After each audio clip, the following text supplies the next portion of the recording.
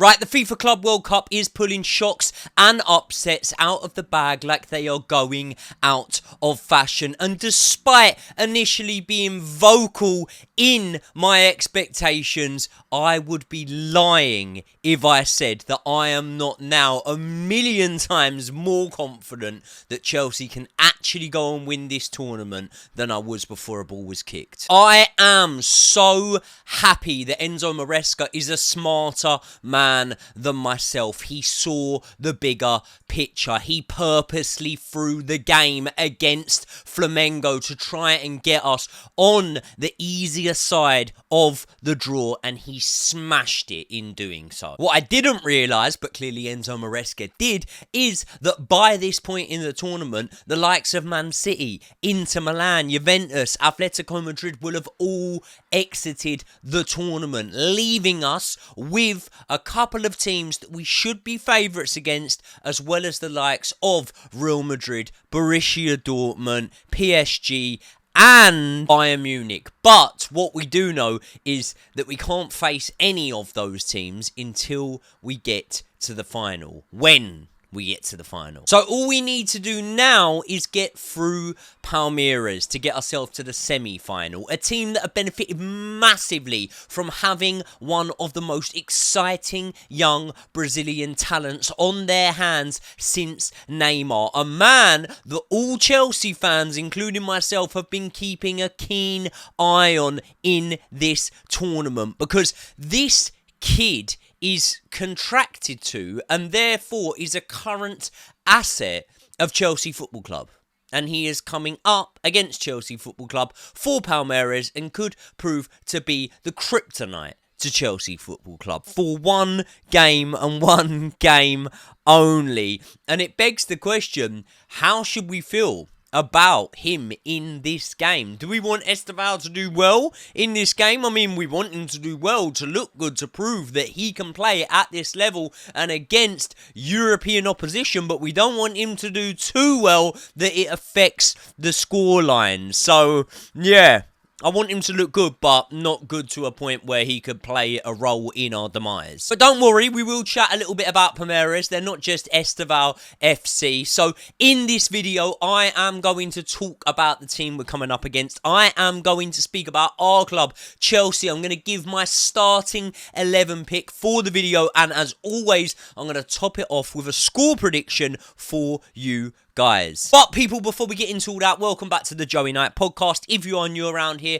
if you like the content and you want to see more from myself, please do hit the subscribe button at the end of the video. Smash a like right now if you want to see Chelsea progress through to the semi-finals. And if you are part of the 50-odd% of my regular watchers who are not already subscribed to the channel, please do so. It's one click of a button and it helps me out massively. Right, so 2 a.m. tomorrow morning, UK time. Basically, either tomorrow night you stay up and you watch the game at 2 a.m, or if you're like me and you go to bed a little bit earlier, you go to bed, you set your alarm for about 1:45, and then you wake up and watch the game with a nice cup of tea and a lovely packet of 2 a.m. biscuits. Now, you would have expected a few of the South American teams to hit the ground running when it comes to this FIFA Club World Cup, especially because a lot of their seasons are currently ongoing, and that could explain, as well as the fact that they are just good sides, why so many of the Brazilian teams have done well in this tournament so far. However, it's not like Palmeiras have been on fire in this tournament, is it? They've only got the one win in the actual full 90 minutes of football, which is less games than Chelsea have won in this tournament. However, saying that, Palmeiras have drawn the other games. They are yet to be beat, whereas Chelsea have been beat so far in this tournament. Now, Estevao Willian has been tearing it up in this tournament. He has won 2 Man of the Match awards already, but I don't think that Palmeiras are a one-man team. I think that Richard Rios has been doing really well. Paulinho obviously has chipped in with a couple of important goals. Piqueires, I believe it's pronounced, the guy on the left-hand side, he's looked good. I've obviously been watching all of Palmeiras' highlights because of the Estevao interest factor. And yeah, they've got some good players. And Chelsea have also also got some team selection headaches. The first name on our team sheet, as everyone knows, is and will always be Robert Sanchez. No, I'm joking. It's Moises Caicedo, isn't it? And obviously Moises Caicedo is suspended. And to add to that headache, yesterday, so what's that? Wednesday, the 2nd of July, we were hit with the news that Romeo Lavia had not been pictured in training. Now that is a big problem. Because without Moises Caicedo, we become a lot more of a vulnerable side. And I'm going to give you my team selection in literally a matter of seconds. And you'll see with how I have tried to plaster over the cracks. The cracks that I believe that can be plastered over for this one game. But if it was over a 38-game Premier League season, we would be fucked right now without Caicedo. By the way, there has been no official ruling out of Romeo Lavia as of the time this video is recorded, 10:15 on Thursday morning. So Romeo Lavia, despite not being pictured, isn't necessarily ruled out of this game, but it is worrying that he wasn't training yesterday. What's even more worrying is that Nicholas Jackson is now available. No, I'm joking. Let's not mess about even further. Here is my starting lineup that I would go for against Palmeiras. But just quickly, do you need a little freshen up this summer? Well, Manscaped have got you covered with the Lawnmower 5.0 Ultra, and they now stock it in a lovely white hot colour. This trimmer is trusted by over 12 million men worldwide, now with a clean white and gold finish that looks just as smooth as it shaves. And if you want 15% off your entire order, make sure you use code JoeyKnight at manscaped.com. Now, part of my popularity with the ladies is the fact that I always keep the downstairs region looking sharp. I get compliments about this on a daily basis, and that is all down to the Lawnmower 5.0. Now, no one enjoys accidentally cutting your bollocks when you're trying to trim it up down there, and that is why Manscaped's skin-safe technology was developed to help you groom with more confidence and fewer mishaps. These blades are designed to glide over the skin with less tug and pull, helping you avoid the redness and the irritation that comes with some of those pesky lower quality trimmers. So whether you're using it in the shower, on the go, or just standing over the sink before a night out, the White Hot 5.0 Ultra fits into your day without getting in the way. And you won't be hiding this one in the bottom drawer, because with the white and gold design, this is a beauty. So get the best trim in the game using the white hot colour today. The only guys that I would trust with my lower region in Manscaped. There is a link in the description to this video to the Manscaped website. Remember, my code JoeyKnight gets you 15% off. Big thanks once again to Manscaped for supporting the channel. As always, let's get back into the video. Robert Sanchez in goal. We don't need to speak about that one until a Mike Maignan comes in, until potentially, even when you're looking at it now, Emi Martinez comes in, or until we realise that 25 million euros for Petrovic from Sunderland is fucking ridiculous. That is completely undervaluing him, probably half of what he's worth, to be completely honest with you. But until any of these things transpire or happen, Robert Sanchez will be our number one. I do believe that he's better than Jorgensen and Mike Penders. Well, fuck knows. Who knows what's going on with Mike Penders? Who knows what's going on with Reece James? Well, I know that he should be starting this game at right back, and I've picked alongside him Trevor Chalobah. Is it a bit of brethren bias? Is it just me getting my favourite player in there rather than the player who I think could be more suitable to play this game? Potentially. And when I do speak about the player that could be more suitable to play this game,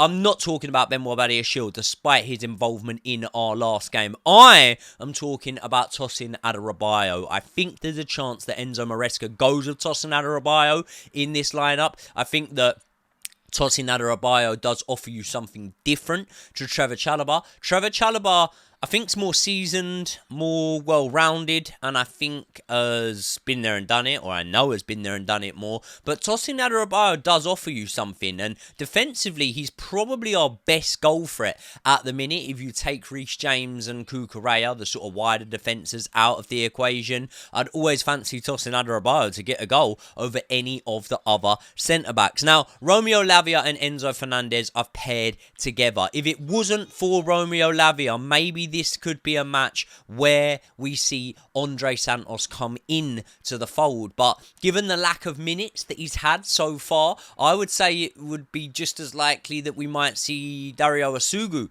come into the lineup than it is Andre Santos at this moment in time so far. So Andre Santos hasn't made the cut for me for this one. But if the starting lineups come out at 1 a.m. UK time and I'm looking at it and it's got Andre Santos on there, I'm going to be very, very happy because I want to see the opportunity to see him given the minutes. Now, right wing, I've obviously gone with Pedro Neto, and you guys have heard time in, time out how important I believe it is to have Pedro Neto there in front of Reece James. It alleviates so much of not only the responsibility but the pressure on Reece James's body, in my belief. Now, in the number 10, I've gone with Cole Palmer. No surprise there. But what about on the left wing? Because that will be a surprise for you lot to see João Pedro starting off in this game. Now listen, we haven't got Jamie Gittins in there yet. So when you look at that left wing space, you're probably looking at the likes of potentially Anoni Madueke going over there. I don't think you would put a Pedro Neto over there because I think that we understand now that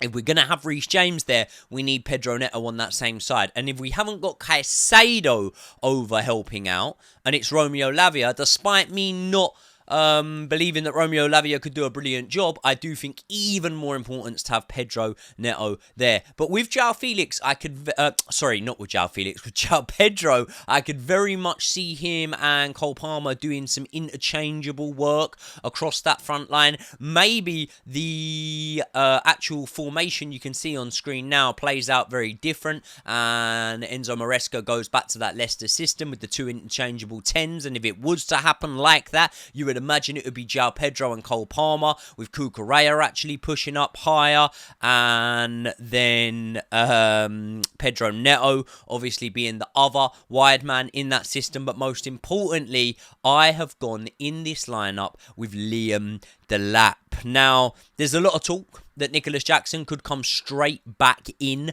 for this game. I would be against it, unless it's with him and Liam Delap both on the pitch. If Nicholas Jackson wants to play left wing and Liam Delap's up front, then I'm happy with that. But I would be against it if it was in favour of Liam Delap, because Delap is building confidence at this moment in time, understanding. And if we jump into a dream scenario right now, right, bearing in mind we know that for the clash against Crystal Palace on the opening day of the season, Nicholas Jackson is suspended for that game. Now, if Liam Delap starts that game, he starts that game having had a couple more matches in this Club World Cup, potentially a couple of other pre-season friendlies, building relationships with Cole Palmer, with Enzo Fernandez, and he starts that game as a FIFA Club World Cup winner. What do you think that's going to do for his confidence? Well, I'll tell you one thing it will do. It will mean that he will score on that opening day against Crystal Palace. Now,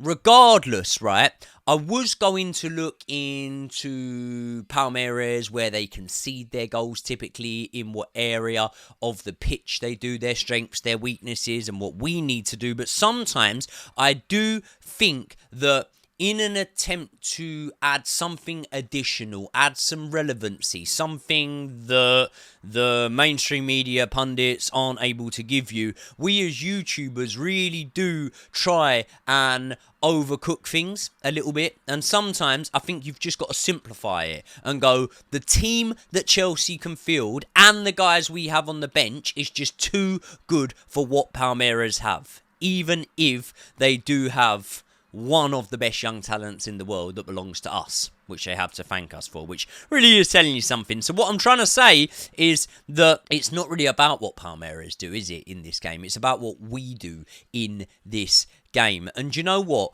If half-time comes and it's 0-0 and Chelsea have had hardly any real big chances, one shot on target, something like that. We dominated the ball, but we haven't really been creative with it. I'm not going to worry, because I'm starting to come to the belief that in the end, Enzo Maresca will get things right.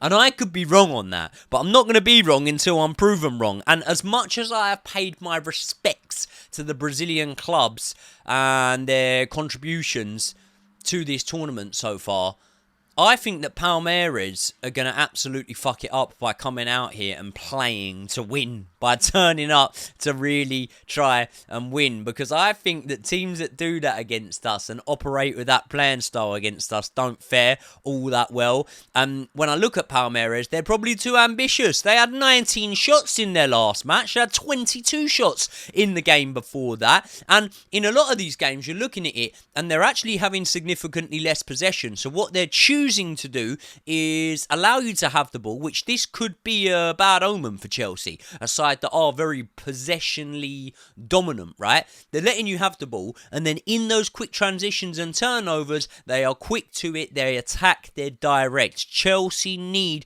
to stop them from doing that. You need to try and make sure that you spring straight into awareness when the transition happens and when that ball gets bought off of you, because what's not going to happen is these guys aren't going to just lose concentration because you've had possession of the ball for so long. So you need to be aware that when the ball gets won back off of you, you need to be straight back on it. I'm talking Cucurella, I'm talking Lavia, I'm talking anyone who's anywhere near the ball, making sure that Palmeiras do not get the opportunity to do to us what they have been doing to teams in this tournament so far. I think that Chelsea have enough class, but I just am so worried about the whole Caicedo thing. Caicedo not being there is a worry. In fact, it's nearly a crisis.